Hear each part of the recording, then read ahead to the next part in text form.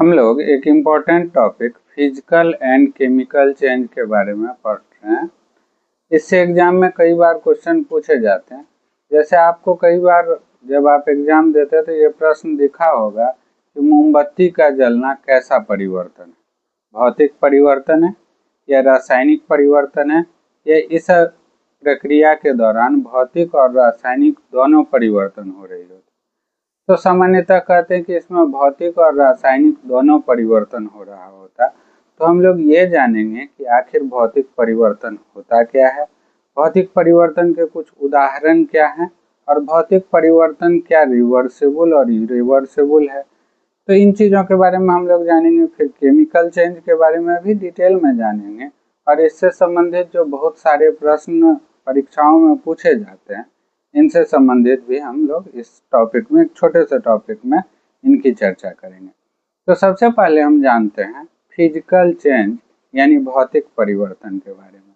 तो आप ध्यान रखिएगा कि किसी अभिक्रिया को, किसी रिएक्शन को प्रारंभ करने के लिए जो हम आरंभिक पदार्थ लेते हैं उसे रिएक्टेंट कहते हैं, और अभिक्रिया संपन्न होने के बाद जो वस्तु हमें प्राप्त होती है उसे उत्पाद कहते हैं। तो ध्यान रखिएगा कि अगर हम फिजिकल चेंज की बात करें उसमें ए अगर रिएक्टेंट है और इधर हम ये बी लिखें, ये प्रोडक्ट है, अर्थात ये अभिक्रमक है और ये बी प्रोडक्ट।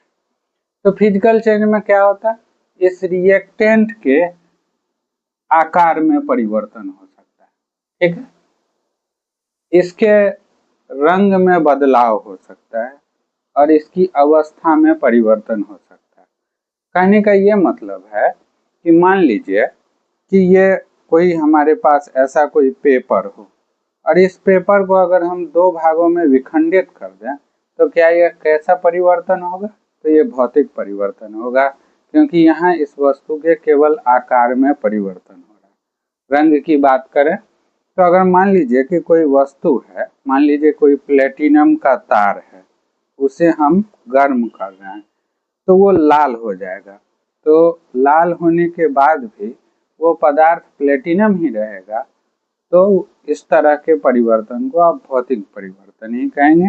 तो भौतिक परिवर्तन से आशय हुआ कि एक ऐसा परिवर्तन जिसमें रिएक्टेंट से जो प्रोडक्ट बना उस प्रोडक्ट के केवल आकार, रंग या अवस्था में परिवर्तन हो सकता है। अवस्था से आशय है कि मान लीजिए कोई सब्सटेंस ठोस है, अगर इसको आप ऊर्जा दीजिएगा, अगर आप इसको एनर्जी सप्लाई करें तो ये लिक्विड में कन्वर्ट हो जाएगा, ठीक है। और अगर इस लिक्विड को भी हम ऊर्जा दें, एनर्जी सप्लाई करें, तो ये गैस में बदल जाता है। तो इसकी अवस्था बदल गई, पहले सॉलिड स्टेट में था, अब लिक्विड स्टेट में आ गया, अब ये गैसीय अवस्था में आ गया। तो केवल अगर उसके आकार में, रंग में और यह उसकी अवस्था में परिवर्तन आ रहा हो तो इस तरह के परिवर्तन को भौतिक परिवर्तन कहते हैं। जैसे मान लीजिए कि जल है, जल से बर्फ बन गया, तो आप देख सकते हैं कि लिक्विड स्टेट से सॉलिड स्टेट में चला गया, लेकिन इसके गुणों में कोई बदलाव नहीं आया। तो इस तरह के परिवर्तन को हम लोग भौतिक परिवर्तन कहेंगे। इस तरह का जो परिवर्तन होता है वो रिवर्सेबल होता है। रिवर्सेबल कहने का मतलब, अगर ए रिएक्टेंट है और बी हमारा प्रोडक्ट है यानी उत्पाद है, जैसे मान लीजिए कि ये जल है, जल से हमारा ये बर्फ बन गया, तो फिर हम बर्फ को जल में बदल सकते हैं। इस तरह की अभिक्रिया को रिवर्सिबल रिएक्शन कहते हैं, या इसको उत्क्रमणीय अभिक्रिया कहते हैं। जैसे मान लीजिए कि ये जल है, इससे हमारा बन गया वाष्प, ठीक है। अगर ये वाष्प बन गया, वाष्प को फिर से हम ठंडा करें तो ये जल में बदल सकता है। तो इस तरह की अभिक्रिया को हम लोग रिवर्सिबल रिएक्शन कहते हैं। और एग्जाम्पल से देखें, मान लीजिए कि ये ठोस आयरन है, ठीक है, ठोस आयरन है, इसको यदि ठोस आयरन है मतलब लोहा है, अगर इसको हम एनर्जी सप्लाई करें, गर्म करें, तो ये लिक्विड आयरन बदल गया, पिघल गया। अगर लोहा पिघल गया तो इसकी अवस्था में परिवर्तन आ गया, लेकिन फिर इसको ठंडा करते हैं तो ये सॉलिड आयरन में कन्वर्ट हो जाता है। तो ये जो चेंज होगा वो फिजिकल चेंज कहलाएगा। मान लीजिए कि यहाँ पे वैक्स है, मोम है, मोम को यदि हम गर्म करें, जब मोमबत्ती जलता तो मोम जो है वो पिघल जाता है। मोम का अगर पिघलना कहा जाए, मोम का अगर पिघलना कहा जाए तो आप इसको कह सकते हैं ये एक भौतिक परिवर्तन है, क्योंकि इसमें अगर इस पिघले हुए मोम को अगर फिर से हम ठंडा करें तो ये ठोस में बदल जाएगा। तो इसलिए कहा जा सकता है कि मोम का पिघलना कैसा परिवर्तन है, तो भौतिक परिवर्तन। तो भौतिक परिवर्तन के कुछ सामान्य से एग्जाम्पल, जैसे बर्फ का पिघलना, कागज को आप फाड़ के 2 भागों में बांट दें तो कागज का को फाड़ना, चीनी का पानी में घुलना, आप चीनी को पानी में घुला दें तो ये भी भौतिक परिवर्तन होगा। मोम का पिघलना, पानी का उबलना, ठीक है, तो इस तरह के परिवर्तन को आप भौतिक परिवर्तन कहेंगे। अब फिर हम अगर केमिकल चेंज की बात करें, जिसको आप रासायनिक परिवर्तन कहते हैं, इसमें क्या होता है, इसमें जो मान लीजिए कि ए रिएक्टेंट, ये अभिक्रमक है और बी हमारा प्रोडक्ट यानी उत्पाद है, तो इसके रासायनिक गुण में यानी इसके केमिकल प्रॉपर्टी में बदलाव होता है।